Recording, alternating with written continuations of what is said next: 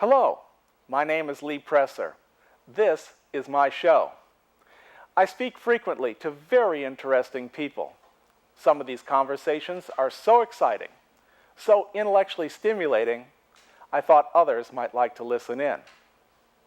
This is the reason we started recording Conversation with Lee Presser. Welcome to Conversation with Lee Presser. A class action is a lawsuit where a group of people in similar circumstances sues another party. Usually it involves consumers suing a business with a lot of assets and/or insurance. This kind of collective lawsuit originates in the United States and has its roots in an 1814 Supreme Court case called West versus Randall. The court wrote, "It is a general rule in equity that all persons materially interested either as plaintiffs or defendants in the subject matter of the bill ought to be made parties to the suit no matter how numerous they may be." As of the late 20th century, class action had become very popular. Between 1998 and 2001, 70 were filed in the Illinois 3rd Judicial District Court, headquartered in Edwardsville, Illinois.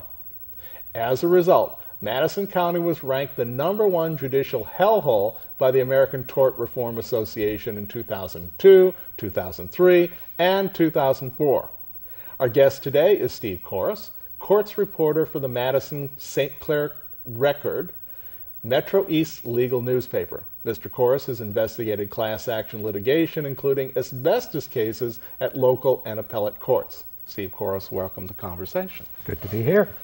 So, all right, have I done a good job of explaining what it is that a class action is? And it's not a class action lawsuit, I found out, because that's redundant. It's class action. Yeah, we use action and suit sort of interchangeably, but not both.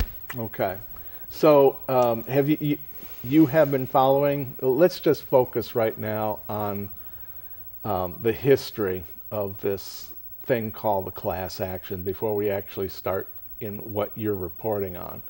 Is there anything more that you wanted to add to what I said at the introduction? Well, the 1814 decision sort of created this foundation for it, but it didn't take off until the 1960s, when the federal rules of civil procedure changed. Prior to that... Why don't you explain to people who don't know what that term even means? Federal rules of civil procedure. Yes, what is that? Yes. The government in Washington sets rules for every U.S. district court to follow, and that binds the district courts, and what happens then is that most states copy what the federal has, and so prior to this change of procedure, a judgment in a class action would not bind everyone in the class, and every class member was free to go ahead and file a new suit or drop out. But then this new rule said a single judgment in a class action binds every member of the class. And at that point, it began to spread. And then in the 70s and especially the 80s, it really took off. And then in the 90s, Madison County jumped in with both feet. Right. Okay. So now when you say the word class, why don't you further define what does that mean? Is this like where everyone goes to school, or well, what is a class? In law, there's always a group of magic words that you pull out of some prior case or out of some book. When you file what you want to be a class action, you say, John Doe, on behalf of all others similarly situated. And then the whole process comes down to what those two words mean, similarly situated. Right. So like everybody who's drunk a can of Red Bull from 2002 to the present are in a class. They are similarly situated, yes. Now, I just read in researching for getting ready for you that there is, in fact, a lawsuit in which Red Bull is being sued because in their advertising, apparently they indicated that people could fly after having drunk Red Bull, and it turns out they can't.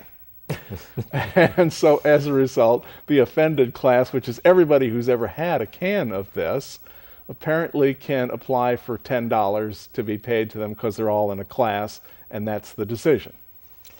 And it's a great example because throughout history, advertisers have had license to commit what is called puffery. That is actually a legal term. So I could say the Madison-St. Clair Record is the greatest newspaper on earth, and I would be forgiven. No one could sue me and say you've misrepresented your product. So if you make an outrageous claim, that's okay. Wings. I don't think they lost because they said they give you wings. I don't know exactly why they lost, but something in the message about the benefits you would get from this product turned out not to be specifically accurate. So the lesson is be extravagant and don't pretend that you're messing with facts. Right. Okay. So now we've determined that anybody, that a class can be any group of people.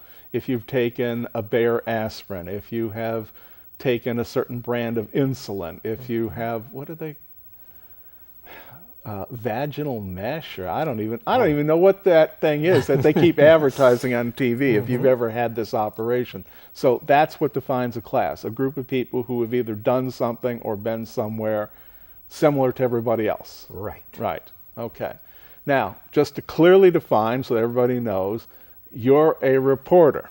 Your job is to go to the court and sit and listen to or read the cases and then report to this legal newspaper that you work for all the things that you saw and heard. Is that right? That's right. Okay. So now let's talk about asbestos, because in Metro East, the Madison County, well, it's really not, it's the 3rd Judicial Circuit, but it's headquartered in the courthouse in Edwardsville, Illinois. And starting in 98 or the 90s, all of a sudden, a bunch of lawyers decided that would be a good place to start filing asbestos cases.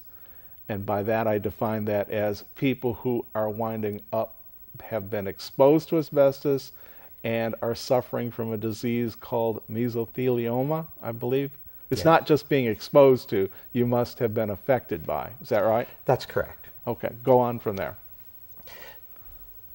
When asbestos litigation started to become very popular, many jurisdictions, and especially Madison County, decided that it was a unique form of litigation, and that all the rules that had been developed for all the standard kinds of lawsuits had to be thrown out the window.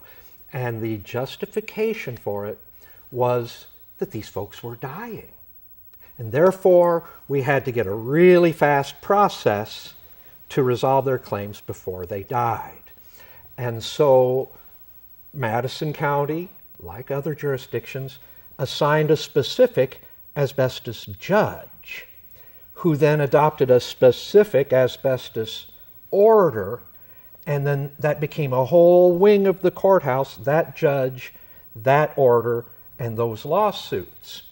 We're talking big, big dollars here, and huge numbers of lawyers, and lots of space being used for this thing. I mean, it's not like Perry Mason or anything you've seen on TV. This is enormous. It is.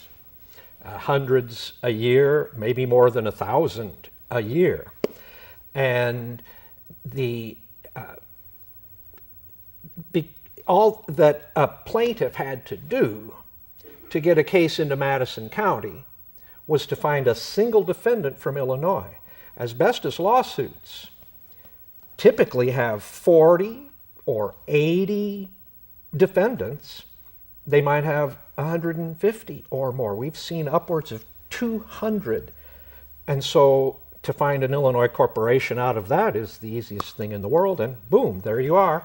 Any court in Illinois can hear that case, and if folks choose Madison, that's what they get. But well, there's such a thing called venue, okay? And as I understand venue, maybe I'll let can you describe venue? Well, venue is what is the proper place for this lawsuit? Where does this lawsuit really belong? What courtroom? What courtroom, correct. And in what state? In what state? In what county? And it's an old principle of law that the plaintiff deserves wide discretion in choosing the court where he or she will sue. And so, fascinating as it is, someone who lives in a small county, a sparsely populated county in Arkansas or Montana, doesn't file that suit in the courthouse right down in the middle of their little town. They file it hundreds of miles away in Madison County, thinking they will do better in a foreign jurisdiction than they would do right in their own community with their neighbors on the jury. So the law, which is a statute that says this is what venue is in the state of Illinois, says that if no defendant is a resident of the state of Illinois, hell, you can pick any county you want. Mm-hmm. So in other words, you've got now plaintiffs who live someplace else, defendants whose businesses are someplace else, and all of a sudden they have picked the courthouse in Madison County, Illinois, as the place to come and have their cases tried. Absolutely. And so with the special judge and the special rules, it is in effect a national court that has been created by accident. No one said Madison County, Illinois shall be the asbestos litigation forum for the world. Well, the United States For world. the United States. Yeah, right. But it happened that way. And it's still going on today. Right. Although they're starting to run out of cases because asbestos has now been known for so long, you have less and less people being exposed, and therefore mesothelioma is becoming rarer and rarer as a result of industrial exposure. Right. And it used to be that you didn't have to have mesothelioma, a fatal cancer, a terminal cancer, to succeed with an asbestos suit. You just had to prove lung injury, and many of those settlements were rather tiny. But those, finally courts began to disfavor the little bitty, I think I have a small injury, and say that you either bring a mesothelioma case or you don't bring at all. So that changed the nature from many, many, many little lawsuits to a smaller batch of great big ones. Now, if I understand the federal court rules, that in state court, either party, defendant or plaintiff, can ask for their case to be removed to a federal court if it meets certain specifications, especially if parties are from different states. Mm-hmm. Has that been happening more recently? There are a number of removals, a surprising new number, but it's within a narrow range. Defendants are removing cases from Madison and from St. Clair based on what they call the federal contractor doctrine. And the point of that is that a plaintiff who says, I inhaled asbestos while I worked in the Navy shipyards, the defendant says, well, the asbestos that you inhaled was asbestos that we put into our product under the specifications of the federal government. The federal government said, you have to supply the asbestos product. So are they claiming immunity? They're claiming immunity because the government has said, here's the standards. That is correct. And so that's kind of a new offshoot of asbestos litigation, and this only started a few months ago with these removals, so we don't know yet how that's going to go. And in the U.S. District Court in East St. Louis, every single judge recused himself from these cases, and they don't have to explain why they do that. So with this sudden surge of asbestos cases in federal court, they've been assigned to the magistrates, who are second level to the district judges and who normally do the preparatory work for a lawsuit but don't carry it through to the end. So we're very curious to see how the magistrates will handle these asbestos cases. Yeah. Okay. So, so the argument from people who are on the tort reform side that Madison County is a judicial hellhole is what? What is their thinking that they about this now nationalized local court? That Madison County particularly, and St. Clair to some extent, are pro-plaintiff, and the judges reveal their bias.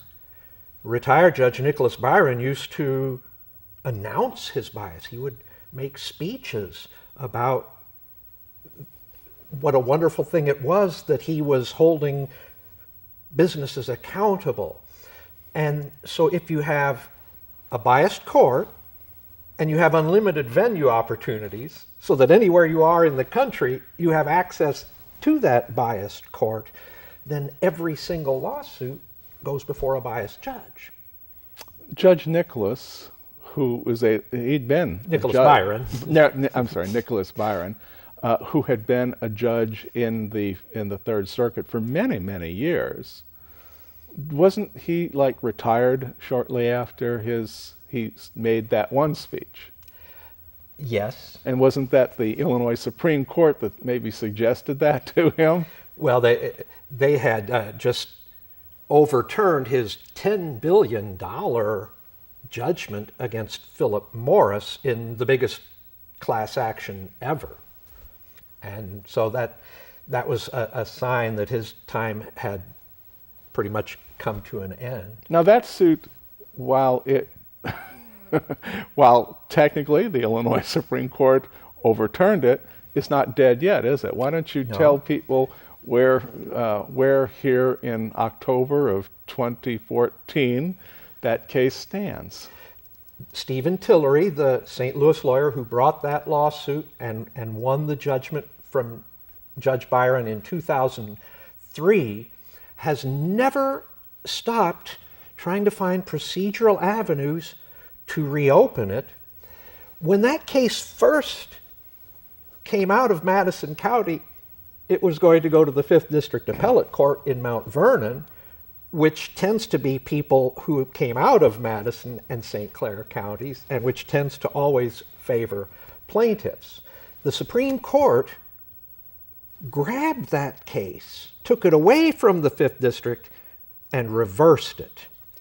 So then when Tillery reopened it in Madison County a few years ago, a judge there said, Judge Ruth, said, no, we can't proceed with that case.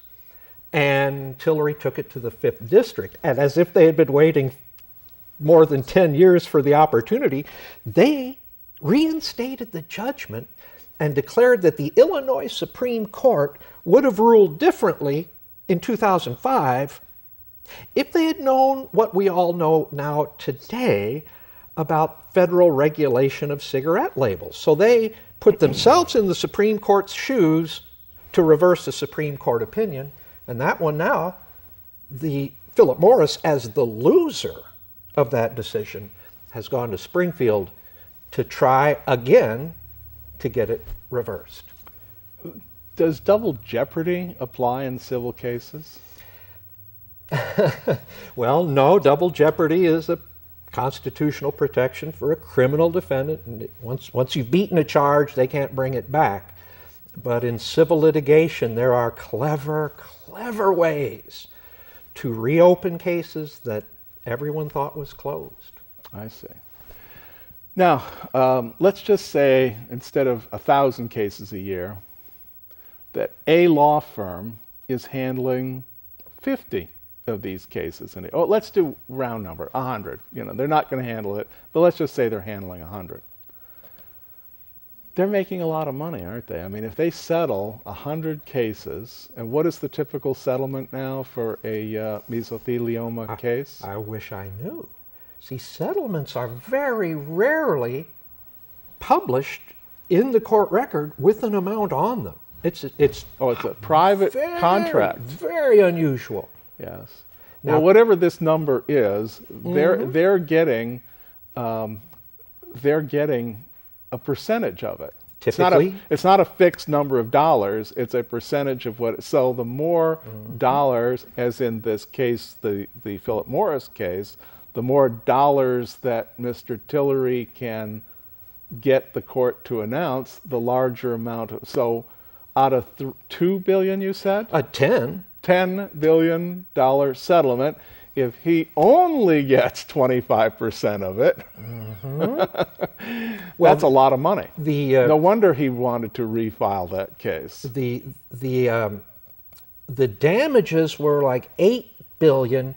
The legal fees that Judge Byron approved for Stephen Tillery were $1.8 billion.